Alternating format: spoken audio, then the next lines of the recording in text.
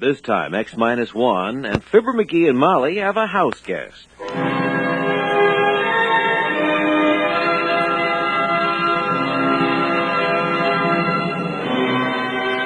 Hello there, this is Victor Ives, inviting you to join us now as we turn back the clock to relive the golden moments of radio's yesteryear and present the greatest radio shows of all time here on the golden age of radio theater. First, in this 1956 episode of X-1, a story entitled Mr. Costello, Hero by Theodore Sturgeon. Our story concerns an advanced society in which the rules are a bit unusual. Our story has a moral, and that is that societies of this type won't work. Countdown for blast off. X-5, 4, 3, 2, X-1, fire.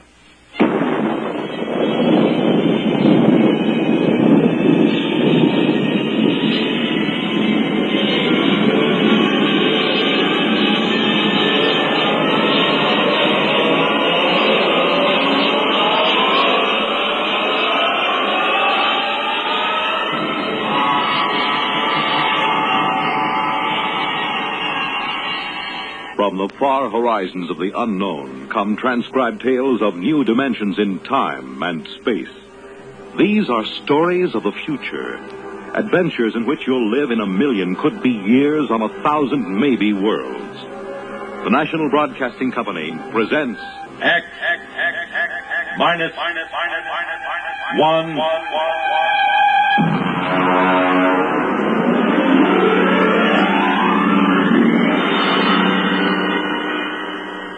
tonight's story, Mr. Costello, Hero, by Theodore Sturgeon.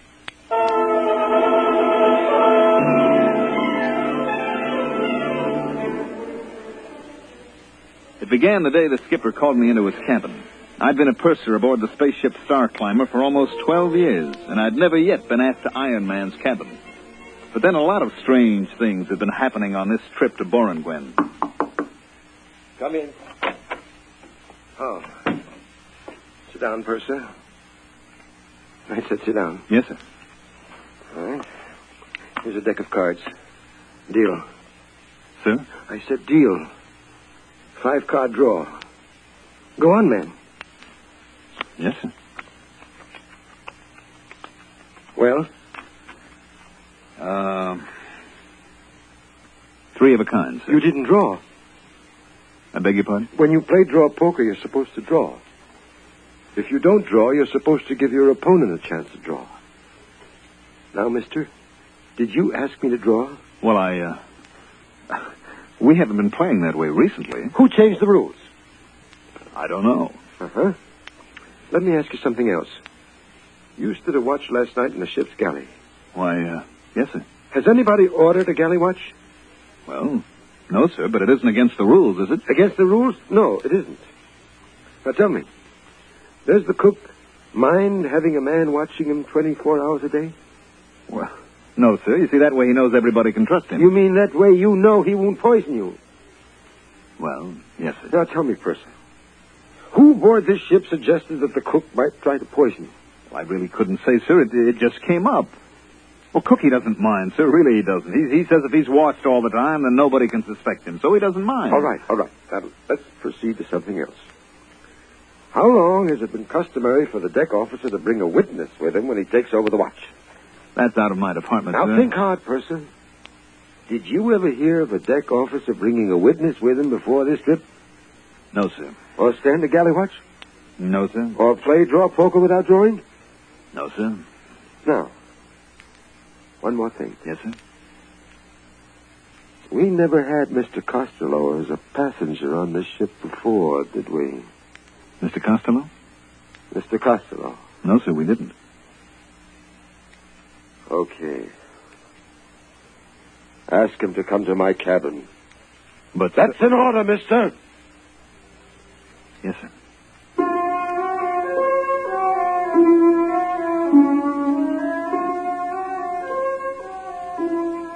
Let me tell you about Mr. Costello.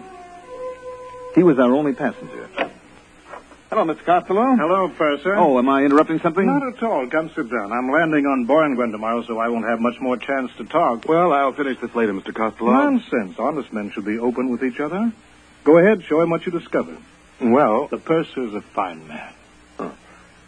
Mr. Costello asked me to show him in the space code what a captain can and cannot do. Now, just a minute, Third. You wanted to show me, didn't you? Well, yes. So actually you're going over the limitations of a space captain's power of your own free will, right? Well, I guess so, sure. Sure. Tell the Purser the part that you just read me. Well, it's a sort of safeguard against letting the skipper's power go to his head. Like, suppose a time comes when the captain begins to act up, you see. The crew figures a lunatic has taken over the bridge. Well, the crew can send a delegate for an accounting. If the skipper refuses, then the crew can confine the skipper. Well, isn't there something about the proceedings having to be radioed at the time they happen? Now, there is a man who is absolutely fair. Witnesses for the watch, safeguards on the kitchen. I tell you, you're all good men here. Yes, sir, this is the safest ship I've ever seen. Gives a fellow a nice feeling to know he isn't going to get his orders wrong or accidentally find something in the food. Yes, sir. I wonder why we never thought of that before. Oh, I nearly forgot. Mr. Costello, the skipper wants to see you in his cabin. Oh? Right away. I see. Will you come along with me just as a friendly precaution? Hmm? You can wait outside. Well, in that way, both of us will know what happened. I'll never be able to say that you didn't give me the message, and you'll be able to say I went to see the skipper. Huh? well, I guess so. You know, this buddy system sort of makes everything safer, doesn't it? That's right, Purser. You can't do anything bad if you have a friend along to witness.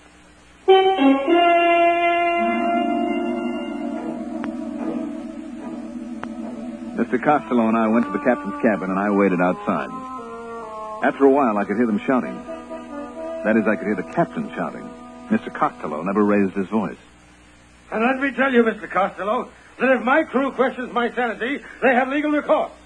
But you can be sure that meanwhile, if a single man aboard questions my authority, he will learn that I am master of the ship, even if he must learn it at the point of a gun. Now, sir, get out. Wow. You okay, Mr. Costello? Yes, I'm fine. Did you hear anything? Well, yes, I did. Would you remember what you heard? I think so. Let's see. You see this little gadget, no bigger than a pocket watch? Well, yes, sir. What is it? Listen, I'll open it. If a single man aboard questions my authority, he will learn that I am master of the ship, even if he must learn it at the point of a gun. Whose voice is that? Why, it's the captain. Good man. But how... That's simple. You see, this little pin that I wear on my lapel here? This is a microphone. This watch is a magnetic recorder. I just use it as a toy, of course. Well, I'll be darned. You see, Purser, I'm a collector. What do I collect? Voices. Voices anywhere, anybody, anytime. Listen. A lunatic has taken over the bridge. Why, that's the third officer. Mm-hmm. Listen to this now. I better not, Mr. Costello. I wouldn't want you thinking I take bribes from passengers. Recognize it? Why, that's my voice. Exactly. The time you brought me the special radio message from Earth Central. And you offered me a blue gemstone, and I said... Hey, listen to this.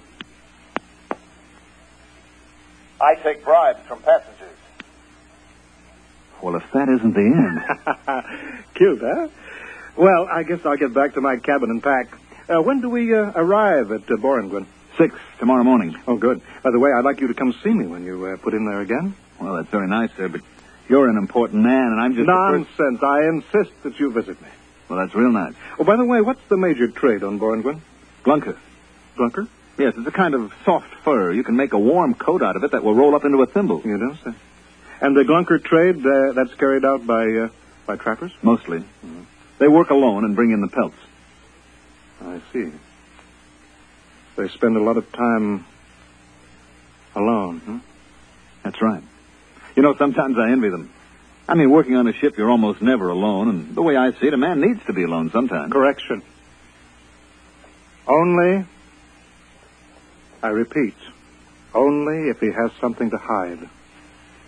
Otherwise, to be alone is antisocial and evil. From July 3rd, 1956, the golden age of radio theater is presenting X-1. We'll return in just a moment.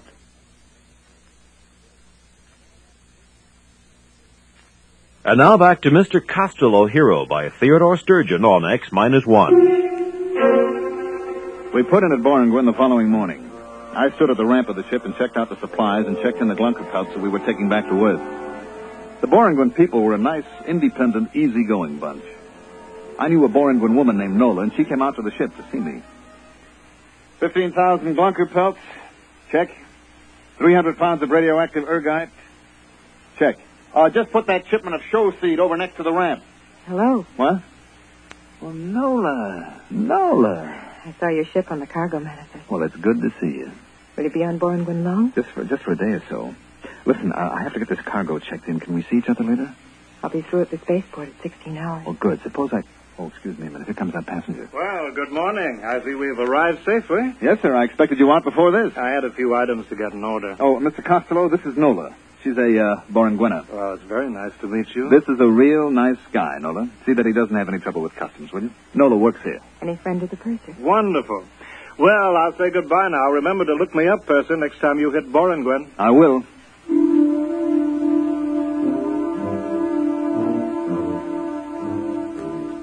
He gave me that big, warm handshake of his and clapped his arm on my shoulder. Gave you a good feeling to know that a big shot like Mr. Costello really liked you. I got the rest of the cargo checked in. Took maybe 3 hours. Then I was about to go in and ask the skipper for leave when a couple of guys with Space Bureau credentials came aboard. All right, that's it, boys. Close the hatches. Excuse me. Yes? Space Bureau. Is Captain Ireson aboard? Why, yes. You're the purser, huh? That's right.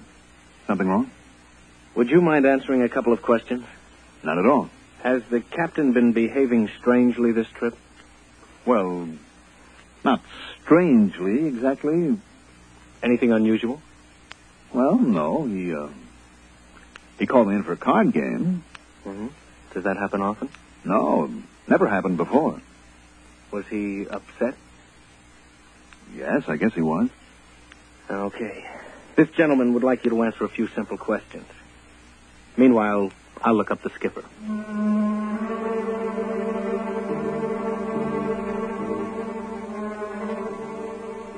They took the skipper off the ship and left Borengwen the next morning with a new skipper assigned by the port captain. There was a rumor later that old Iron Man had been court-martialed or something. Nobody knew for certain. We made the rounds after that. Sigma, Nightingale, Carano, all the planets in the fourth system. We even went back to Earth with a load of lizard skins and black prints. It must have been about, 16 months later that we made for Borengwen again. I was talking to the third officer. Purser. I'd like to talk to you. Go ahead. We land at Borengwen tomorrow. So? I don't like it. What's wrong with Borengwen? It's one of the best ports in the system. It was. What do you mean?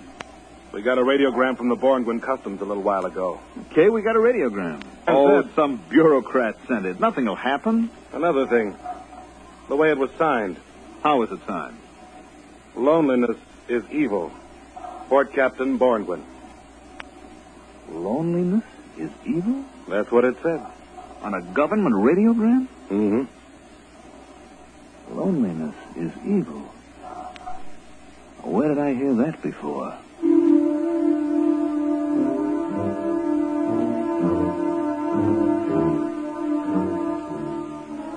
Well, we touched down on Borengwen at 1200 hours. What a change. The spaceport was deserted. The only people who came aboard were 2 agents from Customs. They censored our tapes and checked our written literature. I finally started a conversation with them. Excuse me, sir? Yeah? There is a Borengwena named Nola that used to work in Customs. I wonder if she's still there. I wouldn't know. You haven't been on Borengwen since the Brotherhood movement? I haven't been here for 16 months.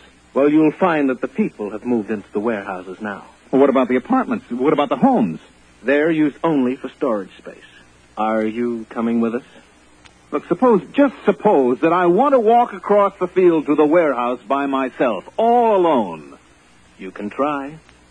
But you won't get 2 steps before they pick you up. Take our advice. Get a companion.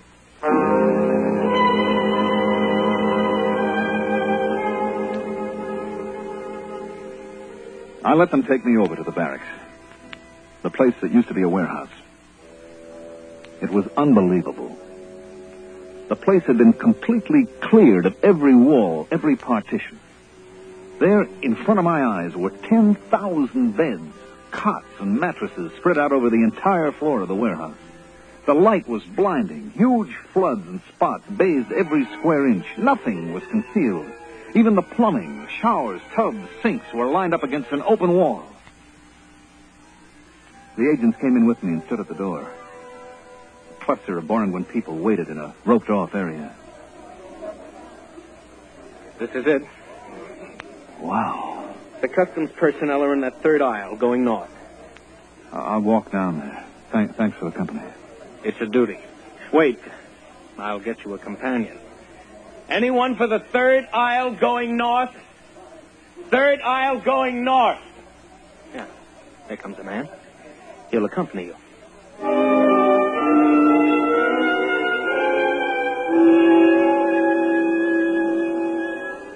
A small, frightened-looking man detached himself from the waiting group and went with me up the aisle of the warehouse. The sound, the smells were frightening. Thousands of people milling around. No privacy. Everyone terrified of being alone. I wondered how this had happened. Finally, after an hour of searching, I found my friend Nola. So that's the way it is on Boranguen now. Nobody seems to know just how it happened. Just seemed better to be with somebody all the time. Then nobody could accuse you of doing anything wrong. But somebody must have started these accusations. Somebody must have put the fear into people. I don't know. It started with the Glunkers. The fur trappers? That's right. We began to hear things about them. That they were thieves, that they planned to take over the city. Just rumors, of course. And pretty soon, if you didn't like somebody, you called him a Glunker. Then there were signs. No Glunkers allowed. You know? Oh, I saw some. We began to hear about it on the televisor, and pretty soon they appointed a committee to investigate and find out if there was any truth to the rumors about the Glunkers. It was headed by Mr. Costello. Costello? Mr. Costello? He's a big shot now. Owns half the city, I guess. Well, it can't be the same one. Yes, it is. I've seen him. When did everybody move to the central warehouse? When the police started picking up soloists, everybody began to move in together. Didn't take long. That's the strange thing. How little time it took.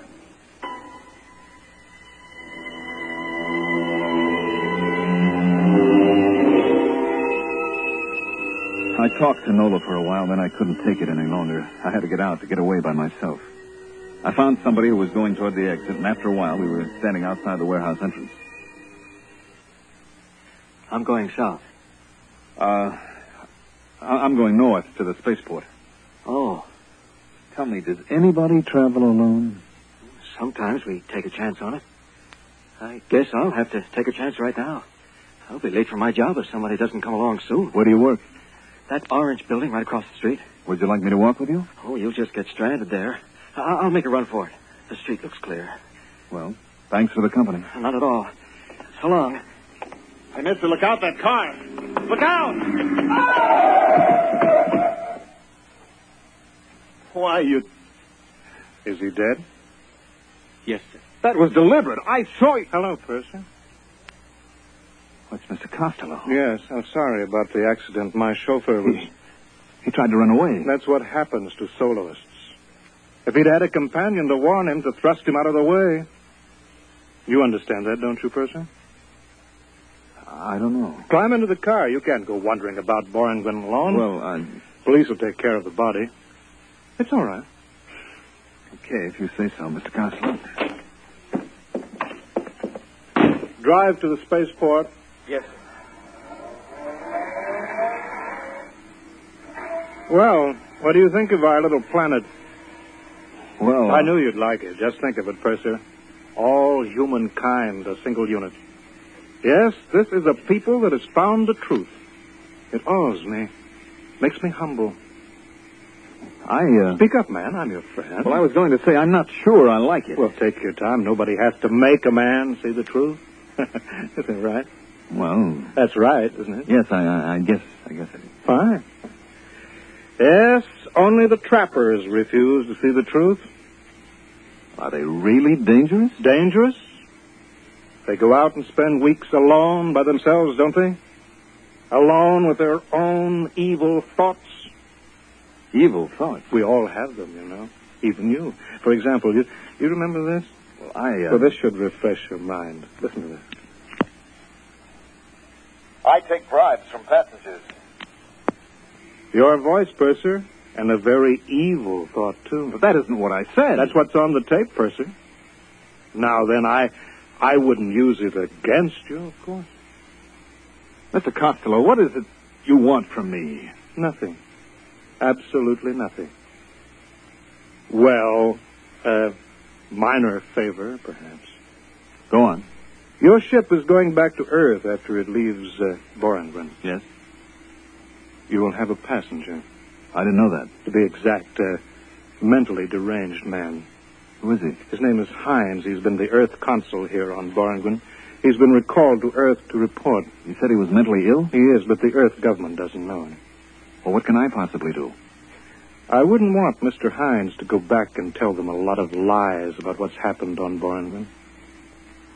Well, Purser, I want you to put this capsule into Mr. Hines's food. what is it? Sleeping potion. You think I'm a murderer, Mr. Costello? Sir, do you know what will happen if this tape recording of your voice is sent back to Earth? Do you know what they do to pursers who take bribes? You'll be court-martialed. You'd use it? Only in the interest of protecting our happy society. Now then, will you see that Mr. Hines is properly sedated? You can get 10 years of Uranus. Well, Purser? Give me the capsule. Good. Ride over to the ship, driver. The Golden Age of Radio Theater is presenting X-1. Later this hour, Fibber McGee and Molly. Now the conclusion of X-1. The first day out, the Earth Council, Mr. Hines, was in his cabin, and I brought him his dinner. He was a tense, nervous little man. Is your dinner, sir? Put it down, steward. Oh, I'm the purser, sir. The steward's ill, and I'm helping out. I see. Do you know what's happened on Borangren? I was only there a few hours, Mr. Hines. Let me tell you, then. You won't believe it. Nobody will believe it. First, it was a little wedge, driven in the one place it might exist between the Sefi people and the trappers, the Glunkers. Suddenly, the Glunkers were a menace. Then came the changes. You didn't have to prove that a Glumper had done anything. You just had to prove he was a Glunker. It all happened so fast. Pretty soon you were afraid to be alone for a second. There was a man named Costello. He came from Earth. I know him. You know him? He went to Borangren on this ship. Then you must be the one. The one? Which one? Who testified against your captain for the court-martial. What? There was a tape recording, your voice and the voice of the third officer. Costello had them. He used them to send the skipper to Uranus? I didn't know. You must have known. What's happened to us? What's happened? What?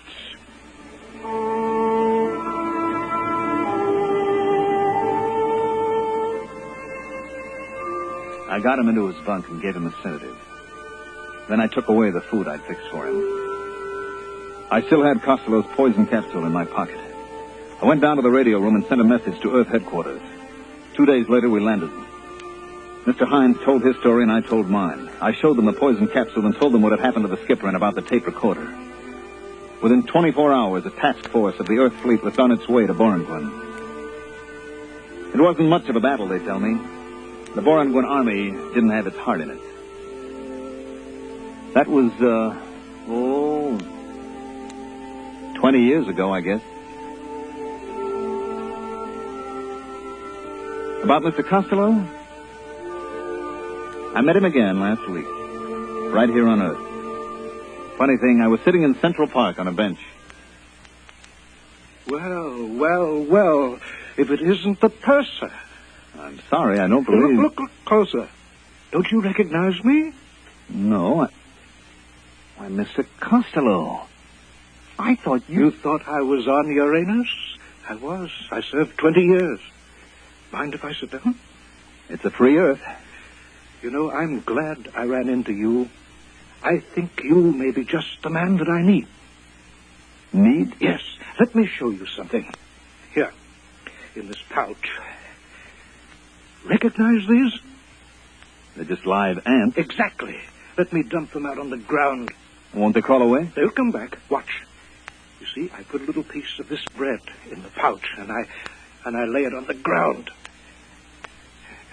See how they crawl back? Yes, all except that one. He's interested in that dead caterpillar. Yes.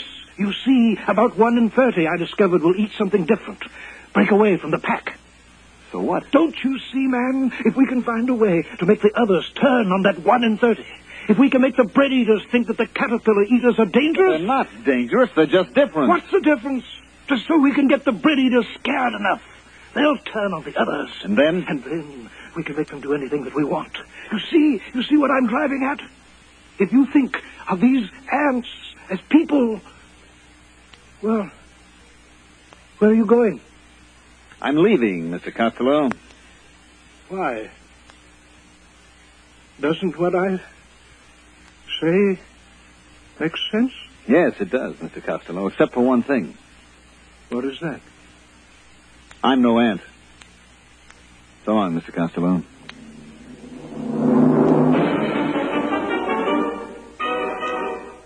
You're listening to the Golden Age of Radio Theater. In this October 5th, 1943 episode of Fibber McGee and Molly, the McGee household is added by one as they take in a war worker. Fibber McGee and Molly.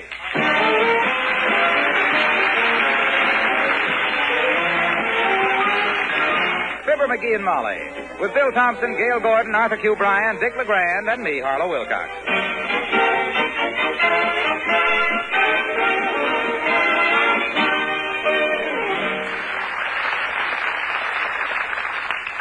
There's a little stranger coming to 79 Wistful Vista. But don't send any silver rattles, because he's probably 6 feet tall with his welding mittens on. Yes, the McGees are about to take in a war worker. And here, cleaning out the spare bedroom and talking on the phone, respectively, we find Fibber McGee and Molly.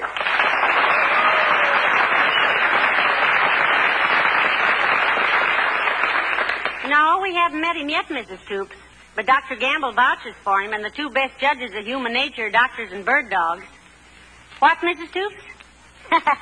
Oh, no, thank you. I know your dog is very intelligent, but we'll just take Dr. Gamble's word for it. Yes. Well, I've got to go help McGee straighten out the spare room, Mrs. Stoops. He's, Hey, Molly! Hey, Molly! See you later, Mrs. Stoops. Goodbye. Hey, Molly! What's the matter, McGee? Ain't it marvelous? Ain't it wonderful? Oh, boy. Haul down the blackout curtains. Go buy a steak. Tear up the ration books. Woohoo! What's the matter with you, McGee? Stop leaping Hey, but around. Molly, look. It's happened. It's happened. What's happened? Look at the paper. Look at the paper. Germany surrendered. Oh, throw that 1918 paper away and stop clowning. Oh, 1918. Why, sure. Oh, yeah. I thought this Stutz Bearcat advertisement looked kind of funny. Did you get all the junk cleared out of the bedroom? Yeah, but a lot of it wasn't junk. A lot of it was valuable stuff I want to save. What'd you do with the moose head? I did just what she says. I put it in Uncle Dennis's room. But I didn't know what to do with my doorknob collection. Oh, you used to collect the weirdest things, McGee. Doorknobs, oyster forks, and hubcaps. Yeah. I knew a guy once, Fred Nittany from Starved Rock, Illinois. He used to collect hairpins and compacts. Hairpins and compacts? Yeah. Every time Fred's wife would find a hairpin or a compact in his car, Fred would yell, "Don't throw that away. That's part of my collection."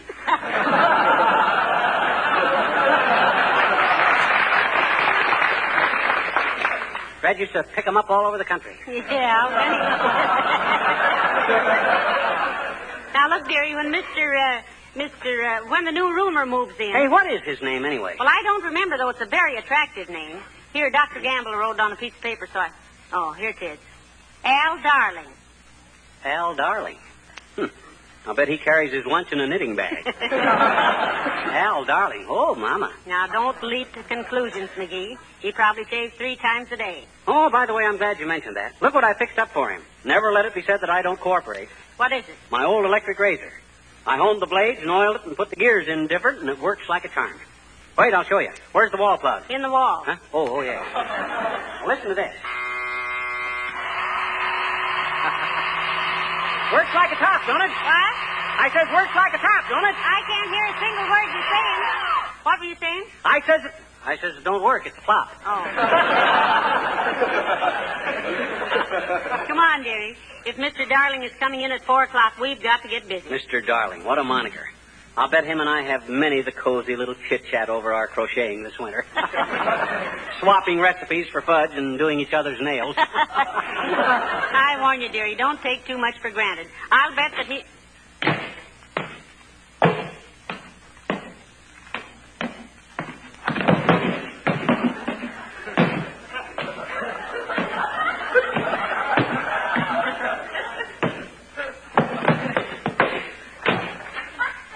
Oh, I wonder why Uncle Dennis came home at this hour today.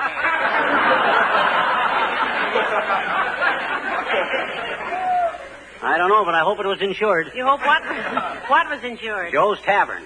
Unless Joe's Tavern burned to the ground, Uncle Dennis would never be home at this hour. Now, listen, stop it. Uncle Dennis always bends over backwards to be nice to you. Yeah, if that guy ever bent anything but his elbow, he'd be...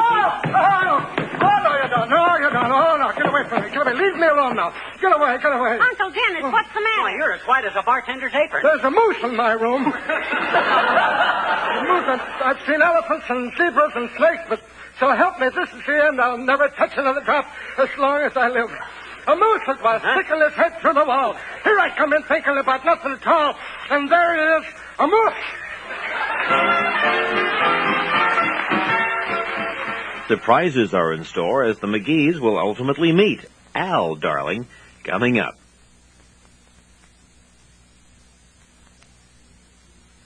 Now back to Fibber McGee and Molly. I'm sorry we gave you such a scare, Uncle Dennis. Are you all right now? Maybe a little drink of something would calm your nerves, Unc. Well, it might have that, McGee. It might have that. I'm dry as a bone. Dry as a bone.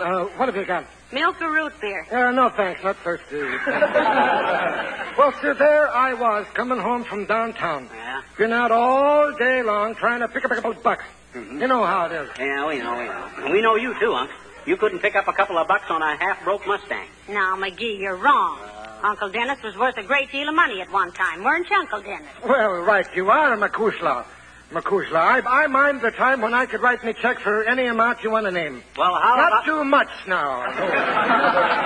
Well, I was On second thought, I don't think I'll write a check at all. I'd like to do a cash business. Like I always say, McGee, fella has the chance to pick up a couple of bucks. Back the way. Say, look, Uncle Dennis, we have a new roomer moving in at 4 o'clock. How would you like to help us move some furniture? I can hardly wait to hear the answer to this one. The only time Uncle Dennis lifts a finger is to point at an empty glass. You wouldn't say that to my face. I just did say it to your face. Excuse me, I didn't hear. Well, now, Molly, darling, I'd be delighted to help you move the stuff. Delighted. And maybe it'd be a chance to pick up a couple of bucks. The thing is ridiculous. I've seen that room, and it's perfect. I wouldn't change the thing. No, it's just right the way it is. You leave it just the way it is.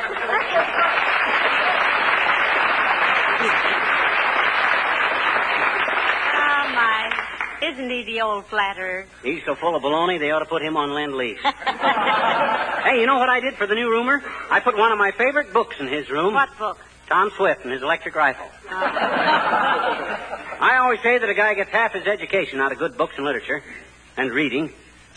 I remember one time... Never mind, McGee. We got to get busy. Now, look, take the rug out of the spare room and put it on the back porch. There's a better one rolled up on the shelf in the garage. Oh, I see. Hello, folks. Say, what's all this talk about you taking in roomers? Well, it's true, Mr. Wilcox. We had a spare room, and we knew the town is so crowded with war workers, we didn't have the heart not to let somebody have it. Besides, we can use the extra money to buy war bonds. Yeah, we're getting a guy from an airplane plant, Junior. He'll be handy in case we want to build a wing on the house. Would you like to see the room we're fixing up, Mr. Wilcox, it's right back here. Well, if I'd known you were in the market for rumors, my brother Paul is in town now. No, you don't. We don't want no announcers' brothers living here, Wilcox. Bong, bong, bong. Now leap out of bed, kiddies, and do your exercises. And Uncle Paul will tell you where there's a nice present hidden behind the piano. Now, McGee, be quiet a minute. This is the room, Mr. Wilcox. We're not finished fixing it up yet, but I think it'll be all right. All right. It's wonderful. Nice big closet, comfortable-looking bed, easy chair, smoking stand. What's that thing on the closet door? Necktie rack. I made that in manual training when I was in the 8th grade. The reason it's so big is on account of what I started out to make was a bookcase.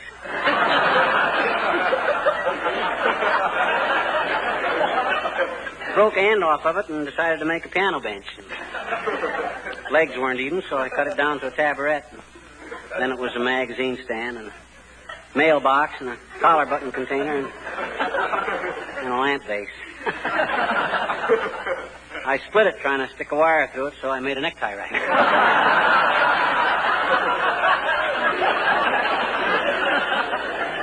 Holds 5 or 6 ties unless you hang them on the part that's glued together. I tell you, he's a great little handyman, Mr. Wilcox. You just give him a pair of pliers and he can straighten a wire coat hanger in less than a week. Well, I will say, Molly, that whoever gets this room will have a pleasant place to rest in the arms of Morpheus. There'll be none of that stuff in this house, Junior. If he wants to entertain... Oh, be quiet, McGee. Any suggestions, Mr. Wilcox? Nary a suggestion, Molly. In fact, if I was rooming here, I'd never want to go to work. I'd sit on the edge of the bed all day long and admire that beautiful linoleum floor. Yes. Uh-oh. Folks, if any of you want to sneak out for a quick smoke, here's your chance. Mr. Wilcox just got off the Pony Express from Racine, Wisconsin, ready to deliver a brief lecture. Ladies and gentlemen, our Mr. Wilcox. Don't let him kid you, Mr. Wilcox. Whenever I see a piece of linoleum that sparkles and glistens like that, I know linoleum. And I know they haven't made that particular pattern for 16 years. But look at it. No scuffed places, no cracks. That goes for you, too, McGee. No cracks. And another thing, Molly. When this fellow comes home from the factory with his heavy, dirty shoes, you know the floor is protected against scratches and grit. Ah, to live in a room with the warm, vibrant charm. The handsome, gleaming, spotless luster of a lovely, lovely piece of linoleum.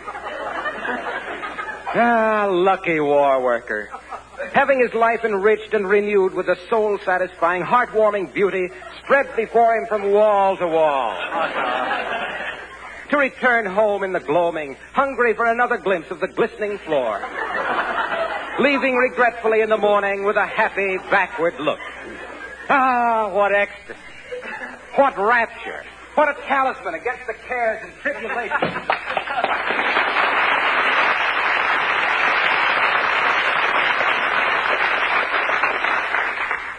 Fanatic. Never mind what he says, McGee. He's prejudiced. Prejudiced? Why, that guy's been turned down 4 times at the blood bank. All they can get out of him is glow coat. Look now, the new roomer is due at 4 o'clock and it's 3 now. Go get that rug out of the garage. No, wait a minute. Now what? Don't tell me you want me to move that dresser again. It's been shoved around so much now its drawers are drooping. No, I was just wondering. Huh? He'll need an alarm clock in here. Did you ever get the alarm clock put back together? Sure I did. Works like a charm, too. Well, what I want to know is, does it work like a clock? Yes, it does. That is, it does if you keep certain things in mind. Such as the fact that I got the hour hand and the minute hand on wrong, so when the clock says 3:30, it's really 6:15. It's not hard to remember if you don't forget. Fine. Does the alarm work? You know, it would if you could wind it. I lost the little gadget off the winding stem, but all you need is a small pair of pliers and... Go see who's at the door, Yeah. dearie. I want to change the pillow slip on the bed. Oh, don't worry about the pillow slip. Tuck the part that says Pullman underneath. McGee, answer the door. I'm coming.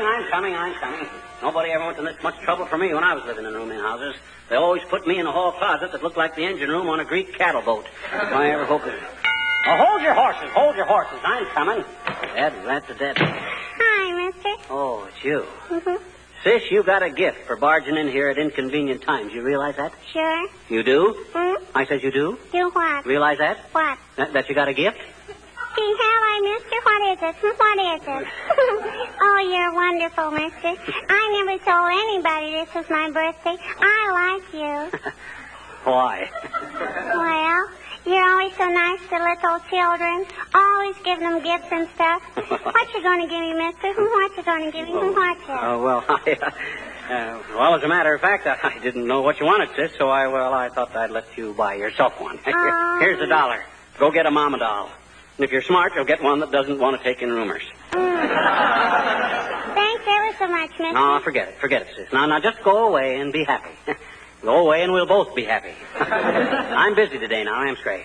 Oh, what you doing, mister? I'm fixing up the spare bedroom. We're taking in a roomer. Oh. My daddy doesn't believe in rumors, mister. He says it's silly to listen to them. That's another kind of rumor, sis. That's R-U-M-E-R, and means stuff. Yeah. That's what my daddy meant. Well, the kind I'm talking about is the kind that you rent a room to. That's what my daddy meant. Well, make up your mind. Which kind are you talking about? Well, both, I betcha. Huh? We got a roomer staying at our house, and for 3 weeks he's been telling my daddy he'll pay his rent tomorrow, and that's why my daddy says it's silly to listen to rumors. Oh, I see. I said I see. Now run along, sis. Okay, mister. And gee, thanks ever so much for the $1. You deserve it, sis. You've been a good kid. Any little girl who has a birthday and doesn't tell anybody is for me. You didn't tell anybody this was your birthday? No, sir, not a soul. It wouldn't have been nice. On account of my birthday's in April. Goodbye, mister.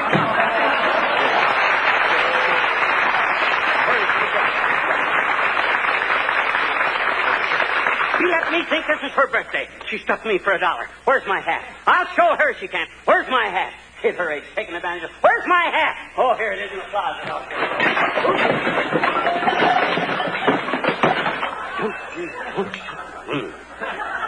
Forgot to put all that stuff out of the spare room in that closet. You're listening to the Golden Age of Radio Theater, presenting the Fibber McGee and Molly Show.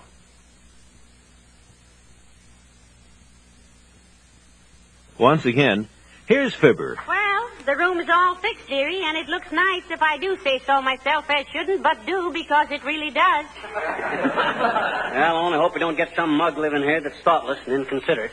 You know, one of those guys that squawks every time somebody borrows a shirt or a razor blade. Hey, what's this guy's name again? Petey Sweetheart or Charlie Cutie Pie? No, Al Darling. Oh, yeah, Al Darling. And a very tough customer, too, McGee. How do you know? You never saw him. Well, I didn't have to. Any boy by the name of Darling who got out of grade school alive would have to be tough. Why, you know, I knew a lad. That must be him now. Stop smiling, Molly, and get a nasty look on your face, if possible. You don't look like a rooming house landlady. Well, thanks for the if possible. Come in. Hello, Mrs. McGee. Hello, McGee. Just here for a day. I thought I'd drop in. Well, I'll be high, Latrivia.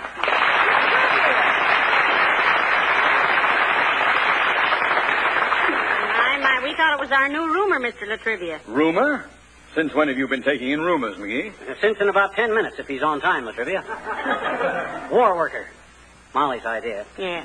You see, we had a spare room, and I got to thinking about the war workers with children who didn't have a proper place to live, so I thought if we made room for a single man, maybe a family could move in where he was, you see. Molly, you're a fine woman. I'm a fine man, too.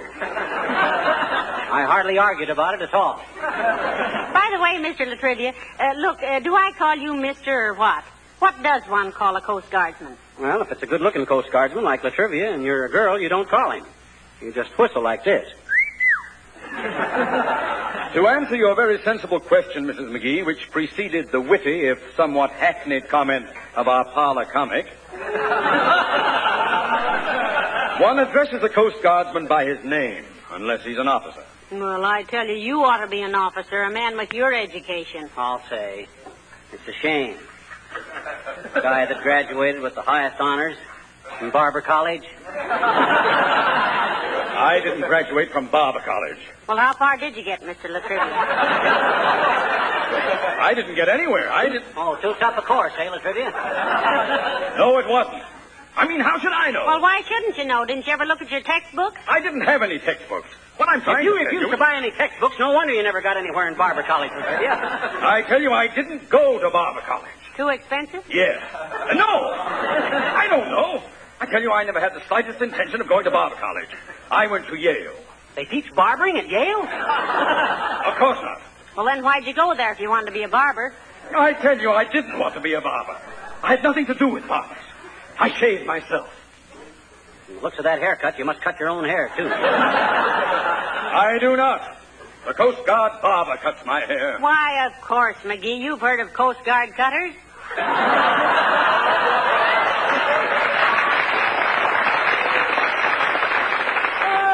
Of course, I just didn't... A Coast Guard cutter is a ship, a fast sea-going vessel. Well, no wonder your hair's all chopped up.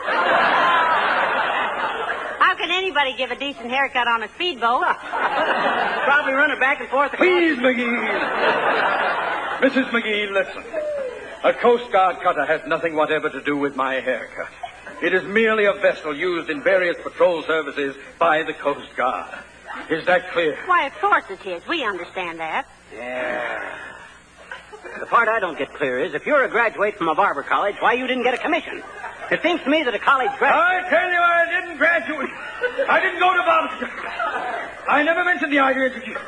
You started the whole thing when you deliberately inveigled me into this...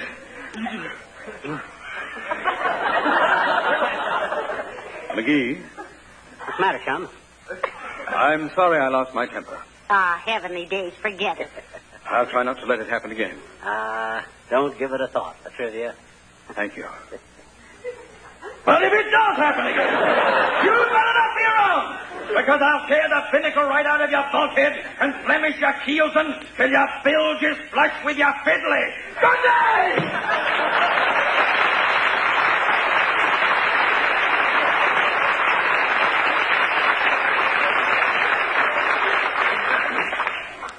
What'd he say? He said, fiddly diddly. After the war, he ought to open up a barbecue joint. He's always good for a few ribs. You know, we shouldn't do that, McGee. He's a fine man and a credit to the Coast Guard. See, our roomer ought to be here any minute now. I wonder if I've forgotten anything in his room. Well, if you did, and I know rumors, and I ought to because I've been one, he'll remind you. Let me see now. Extra blankets, flashlight for blackouts, ashtrays, pants hangers. No, I guess not. Oh, this must be him. Come in. Oh, Dr. Gamble. Come in, Doctor. Thank you, Mrs. McGee. Hello, McGee. Hi, Doc, old man. Hey, where's our new roomer you were going to send over? What do you mean, send? This is a personally conducted introduction. Huh? Al will be here in just a minute. Gone back to the car for a handbag. You sure you want to take in a war worker, Mrs. McGee? Oh, of course we do, Doctor. If we don't, I sure have wasted a day. If I have to do any more shoving furniture around, I'm going to get a shoemaker to put casters on my heels. Oh, how you suffer, my boy. But just try and remember that it won't hurt you. It'll do you good. Your muscles have less tone than a dime store harmonica. Well, I hope the room will be satisfactory, Doctor. Well, of course it will. Anyway, Al's not fussy. Father was an old school chum of mine. I've known the kid all my life. Ah, here we are. Come on in, Al. Mrs. McGee, Mr. McGee, this is Al Darling. Alice, this is Fibber McGee and Molly. How do you do? Well, how do you do, I'm sure. Hi, sis, and I'm not so sure. You're not so sure of what, McGee? Well, after anything. After this. Oh, Al, darling. Alice, a girl. I never had... Stop staring, McGee. Huh? Now you come right in, Alice, dear, and make yourself perfectly at home. Say, tell me, can you make fudge? Fudge? Why, yes, Mrs. McGee. I make very good fudge. Why? Well, isn't that nice? You know, my husband was saying just a while ago that he hoped to spend many a long winter evening with you swapping recipes for fudge. I never know such a... Oh, my gosh. I did, too. Well, I told you the McGees were in store for a surprise. Al Darling, of course, turned out to be Alice Darling, war worker. And that character was played by Shirley Mitchell, an excellent actress, who also played Leela Ransom on the Gildersleeve program. You'd recognize the similar voice quality, of course, but without the Southern Belle accent as heard on the Gildersleeve program. In just a moment, a word about our next golden age of radio theater.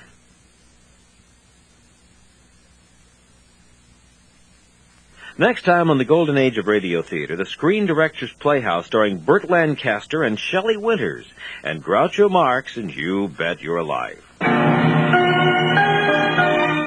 This is Victor Ives speaking, thanking you for being with us and inviting you to join us again as we turn back the clock to relive the golden moments of radio's yesteryear and present the greatest radio shows of all time, here on the Golden Age of Radio Theater.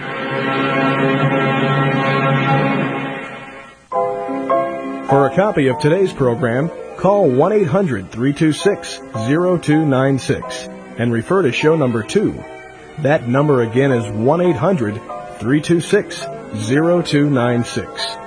And remember to refer to show number 2.